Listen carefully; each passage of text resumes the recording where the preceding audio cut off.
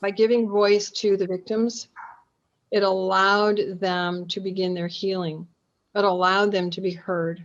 And as I said in the video you watched, and I've said repeatedly, if one person would have listened 30 years ago, would have reported, would have acted, this case would not have been mine. We would not be here analyzing, well, what happened? What went right? What went wrong? What needs to change? And so in the Nassar case, I allowed everybody who wanted to speak, because I've done that in all of my cases, much to the chagrin of the sheriff who wants his deputies back, the attorneys who want to go back to their offices and deal with clients, and my staff who wants to take a break. And I've heard it all. I've heard all the excuses about why what I'm doing is wrong, why I should just get on with things, why things should be quicker. But I can tell you, when we look at my caseload studies, because they do that with judges, I'm not any slower or faster than my fellow judges who don't do what I do. They just have more time off the bench. I choose to put in more than a full day's work, sit my butt in the chair and listen for as long as it takes, because it is the people's right to be heard. And that's what you saw in Nassar. By allowing those victims to speak as long as they wanted, and to look him in the eye and say, you hurt me, they turned themselves. It's not what I did, it's what they did. They empowered themselves to speak, to change their situation from victim to survivor and to thriver, because they could finally start healing, because they were in a safe place, they were believed, and they were heard. And now the world has taken notice of what happened and asked, why did it happen?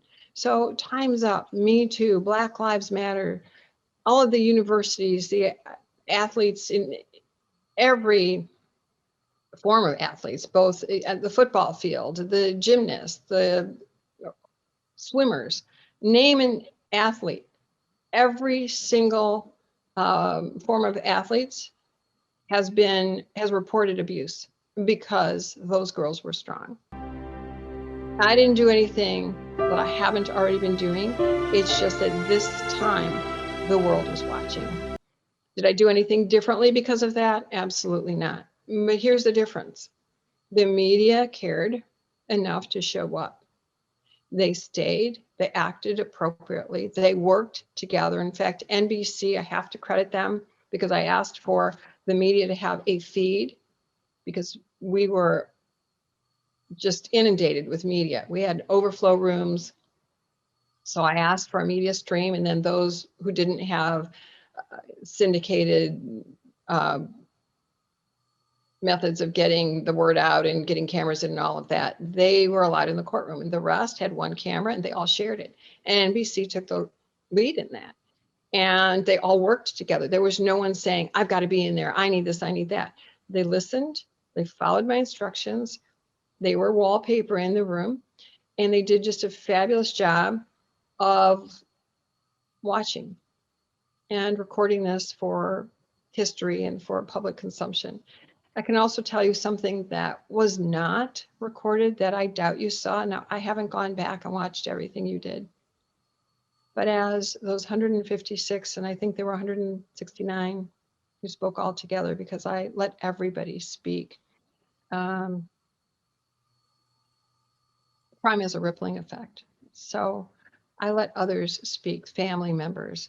I let the doctor speak. I let other people speak, because they were hurt too by this, and I consider them victims. But when you look behind the camera, when I would look over at my jury box where there were dozens and dozens of cameras, the men behind the camera had tears down their face. And you know that cameramen, and I don't think there was any camera woman who was there that day. There may have been. There were certainly female reporters, but most of the men that I recall, most of the people behind the cameras were men. And I can tell you, they silently grieved for each and every one of those victims. And you know, cameramen have seen it all. So I knew the power of those girls and what was happening somewhere intuitively, but I could have never imagined that it has gone viral throughout the world, that it's had this impact in countries I've never even heard of. The giving voice to victims, believing, acting properly is so important.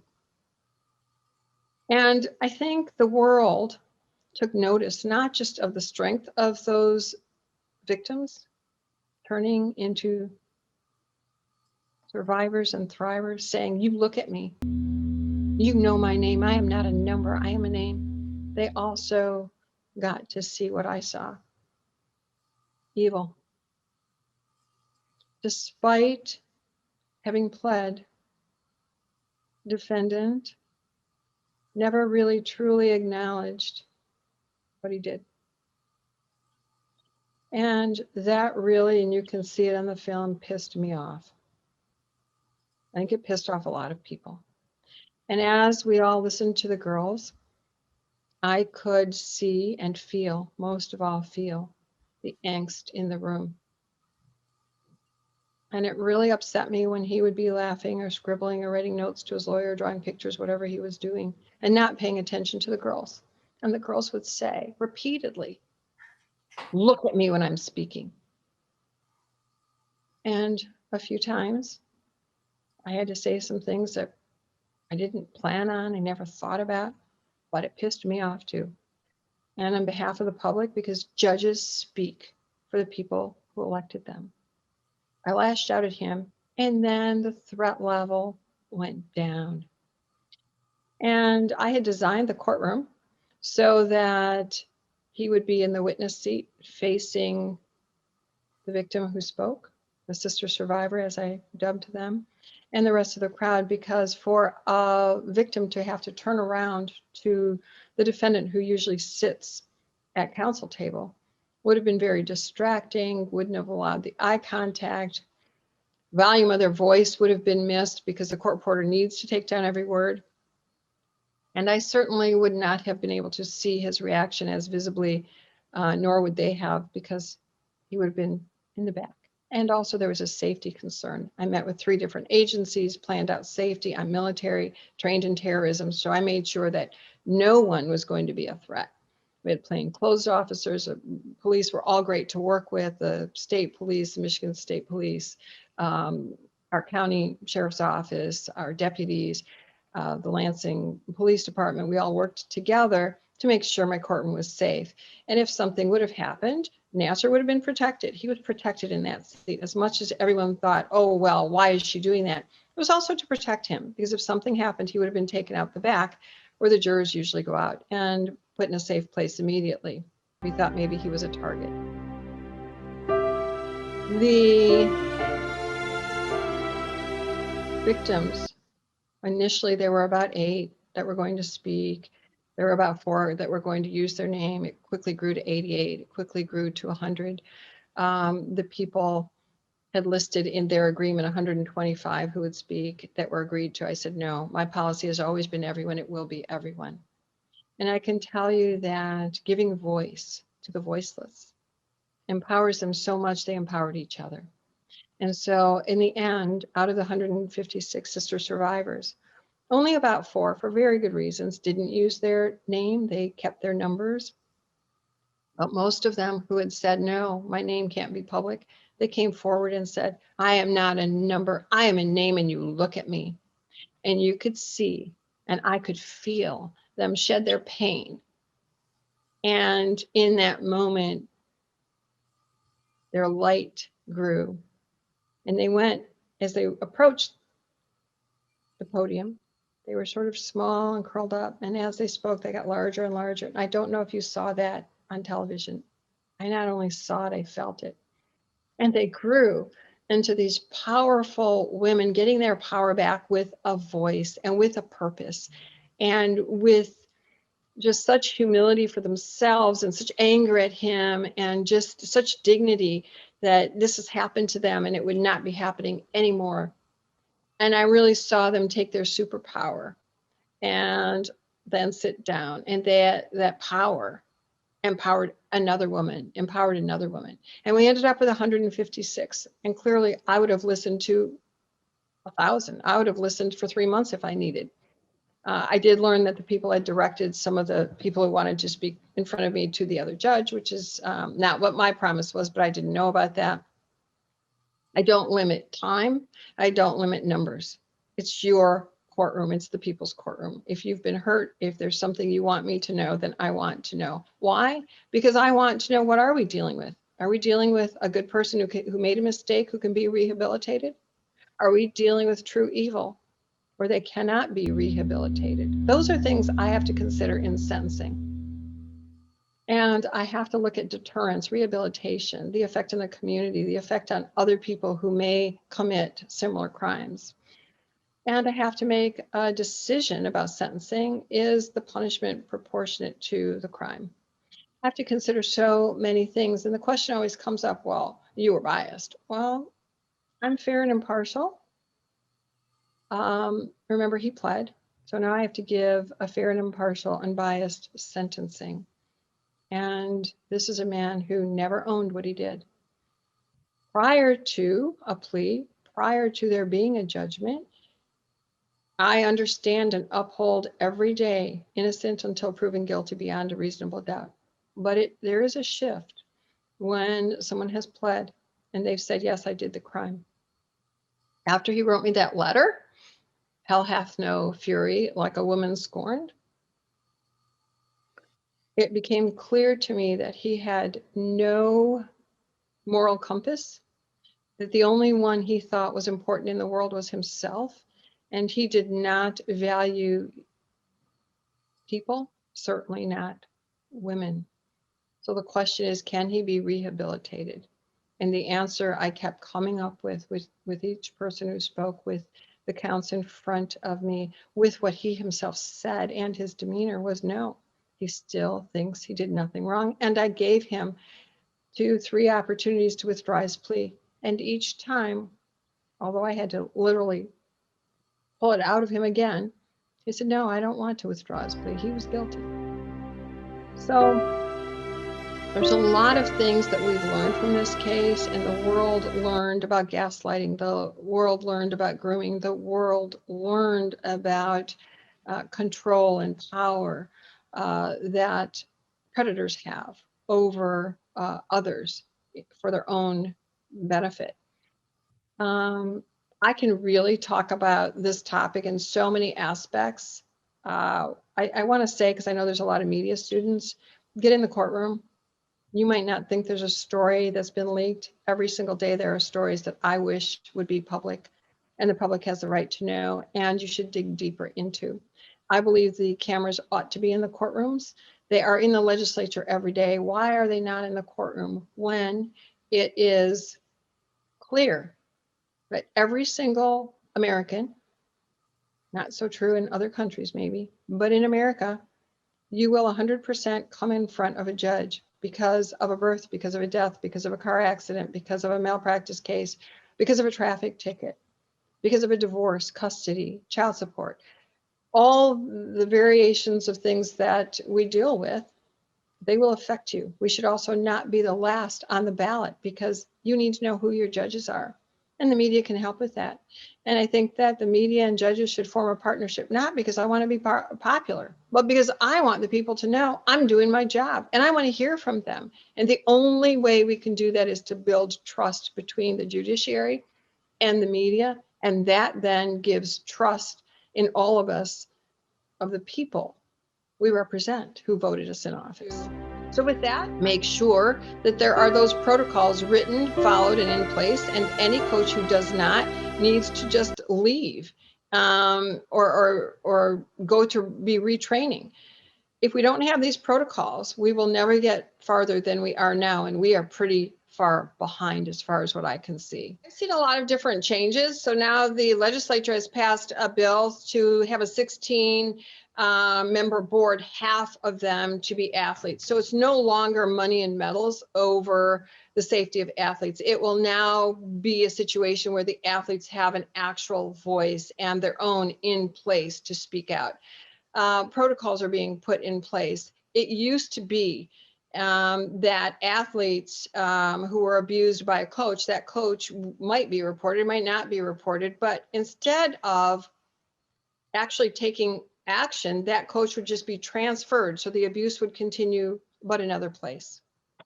And those kinds of things are changing. In fact, the athlete is more often, I think, now believed, and the coach is simply put on leave, and other agencies are advised that this coach is on leave and should not be a coach until this is all sorted out. So they're not assigning blame to the coach right away, because there does need to be an investigation, and both sides have rights.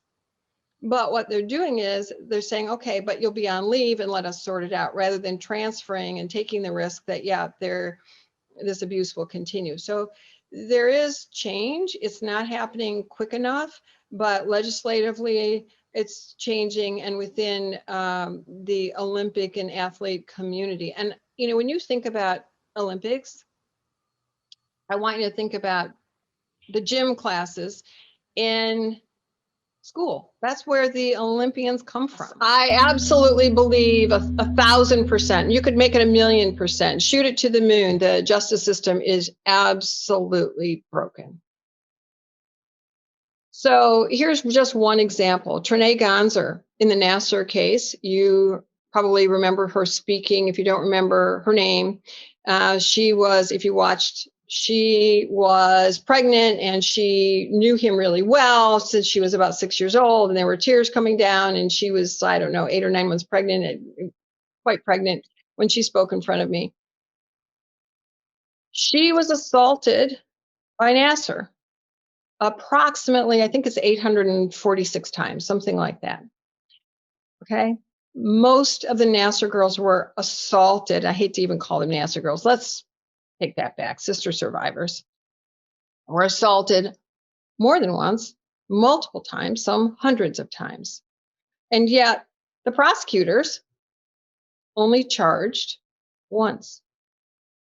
When it came to me, there were 29 counts. There could have been 29,000 counts. There were 29. He ultimately pled to 7.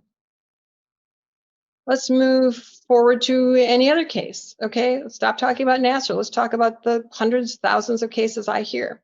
Prosecutors pick and choose what they want to prosecute on, and they should not do that. If we're really going to set up a system that follows our laws, don't pick and choose. Put them all down there. Then we have the jury, innocent until proven guilty beyond a reasonable doubt, whether it's once, whether it's 10 times, regardless of what it is. Charge it and let's figure it out. That is a downfall. It's also a downfall that victims are questioned in such a way that offends them and that shuts them up and shuts them out. You should never ask a victim, why were they there? Why were they wearing that? Why didn't they report it sooner? That shames, blames, and shuts them up. I believe the why question needs to retire to science. That's why I ask, what would you like me to know and how can I help?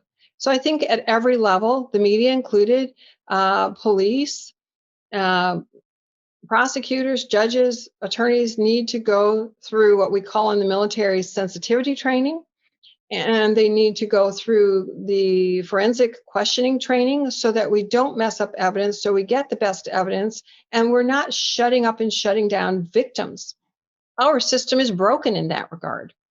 And there's just so many things that are broken. I could go on forever, but let's start listening to victims. I want you all to trust your gut and don't ever accept what someone says. That's always the way it's been. You can't change it. Hell yes, you can change it. Speak up, speak out. Stand up for what you believe and know in your gut is right. Don't worry about consequence to you. All right? You all matter. And there are people out there who are listening who don't think they matter. You know some of them. Speak up on behalf of those people. When you see a wrong, speak up on behalf of someone who doesn't have a voice. Change the world one person at a time.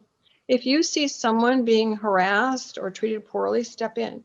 If you see someone who suddenly is wearing too much makeup or has bruises or is wearing a sweater in the heat of summer, but probably covering up some kind of abuse, domestic violence, sexual assault. Ask if they need help. Be willing to listen. What would you like me to know? Can I get you help? How can I help? We all have that intuitive gut instinct. Listen to it. And if you ever need help, asking for help is a sign of strength, not a sign of weakness. Remember that and pass that on. And so I said a few minutes ago that for all of you men, I consider you part of us women, right? That we're all in this club and women are inclusive. And I really want to commend you males for listening and participating in this and really intuitively saying, yeah, I want to be part of this change, okay? Because it's not just women who are being assaulted, it is men. And it is really difficult for men to speak up because we do things like shame and blame men, even I think to a degree worse, because we say things like man up. Well, man up shames and blames men because it says that, you know, if you complain, you're not a man. When in fact, I want you to change that because you are a man by speaking up, speaking out on behalf of yourself or someone else. And we need to treat each other with kindness and not say things like, oh, she must be mad because she just in a bad mood because she has PMS. Well, you know what? Hell yes. Let me just tell you, I have PMS. And you know what PMS means to me? Promote, mentor, and support other women. And if we change the language that we use with each other, if man up is you are a man when you speak up, and if PMS is promote, mentor, support, we start changing the world. So I want to share something with you. I didn't do this with the other class, but often when I speak, I do this. And so what I do is I ask you to use your arms with me. I want to share I want your arms, okay? And then repeat after me. I have a voice. I am victorious. I am a woman. I matter. I am powerful. Think about that mantra. Pass it on.